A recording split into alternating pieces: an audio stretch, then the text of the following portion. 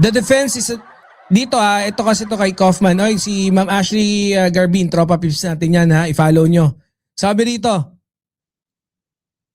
the defense is disappointed that contrary to accepted practice, it was denied the opportunity to present its own medical evidence and to question in court the contradictory findings of professionals selected by the judges.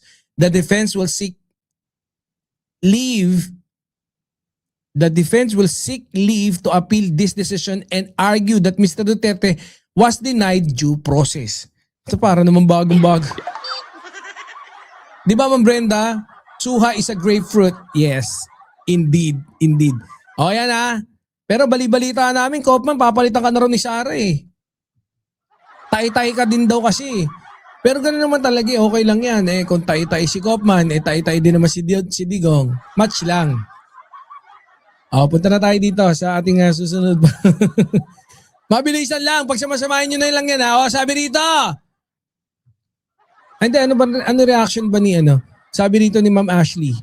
At alam nyo na ngayon what due process is. Samantalang sa dami nyong pinatay, ni hindi pinansin ang mga panawagan na due process. Ginagalit nyo eh. Ginagalit nyo si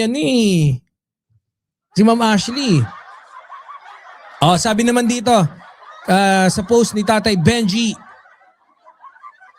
kailangan, tama, sabi ni Tatay Benji, I think he's pertaining to Yusek Claire Castro. Not all wrong opinions deserve a response. Hindi, mamaya na yan.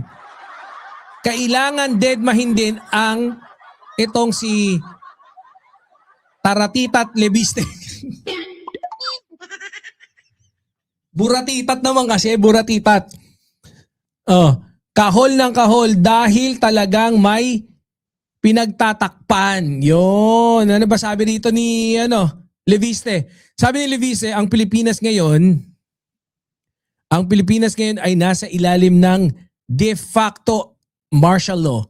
Hindi man deklarado pero nararamdaman. Marami ay tahimik dahil nakikita ang kritiko ng administrasyon ang mga unang sinampahan ng kaso habang ang iba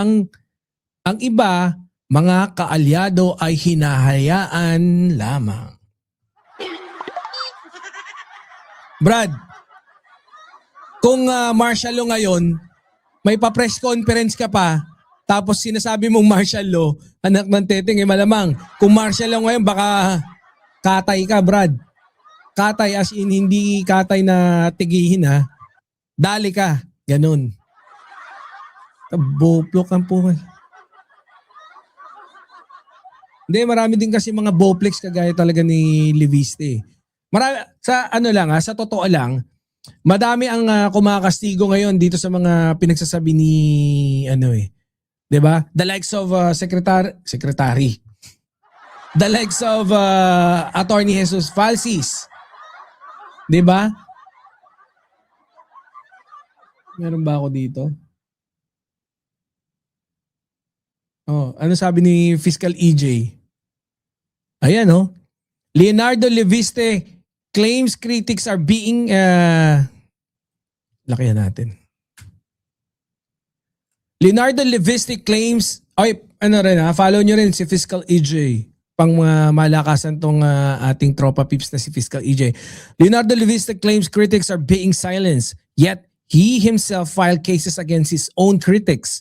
So, is he part of this so-called de facto martial law too? You can't cry oppressions while actively using the same legal system you accuse of being weaponized. The courts are open. No one is stopping him. If his evidence against Speaker Romualdez or administration allies is truly damning, the remedy is simple. File a case. The fact that he hasn't speaks louder than his press statements. When the boy first emerged, he seemed promising. Now he sounds more like a loose cannon, lurching from one controversy to another and substituting Substituting outrage. Bakit bigla may pumiplay? More like a loose cannon lurking from one controversy to another and substituting outrage for evidence. Words like martial law carry historical weight.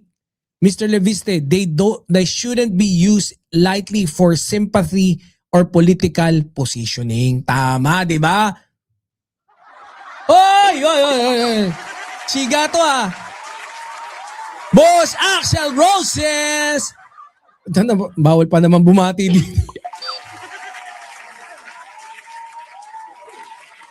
Lilitaw ka lang pagka next topic. Tamo, napapabati tuloy ako ng... Hoy, Boss Axel! Shout out. Anyways, timing naman dahil lilipat na tayo sa ating susunod na topic. No? Siyempre, magandang araw po sa lahat, no? Welcome dito sa ating palatuntunang pinamagatang Maalaala mo kaya? Hindi, joke lang. Oy, Manang Purple, shout out. Welcome dito sa ating palatuntunan na pinamagatang walang pamagat. Birahan PH. Yan. So, asa na? Ihanda ko nga muna yung next boxer natin. Manang Purple, inabot mo ba yung joke? Hindi kasi kayo, sayang. Ang ganda ng joke natin. Talagang pandikdikan eh. Most improved na tayo ngayon. May natawa eh. Most improved. Meron tayong mga natawang mga tropa peeps. What am I gonna do? So, eto na. So, welcome po, no? Diyan sa mga tropa peeps natin diyan sa baba. Si Manang Purple na bagong dating, si Boss Axel Rose. Suportahan po nyo yan. Si Boss B, Fiscal EJ, yung nagpaiyak kay Poging Lawyer. Oo. Sino pa? Si Ma'am Brenda Barto. Nabati ko na ba si Ma'am Brenda? Maybe martial law baka tumino na ang iba. Yun nga eh, no? Breaking news, confirmation of charges hearing on the Duterte case to open on February 23, 2026 ICC. Ay. Alright. Isa pang joke, Lods. Pa-shoutout po sa mga Pinoy. Malaysia. Nandito sa katabing nakikinig lang. Ayan kay Boss Lelo Bell TV. Shoutout sa'yo. No, lalo na dyan sa mga Pinoy dyan sa Malaysia. Mabuhay!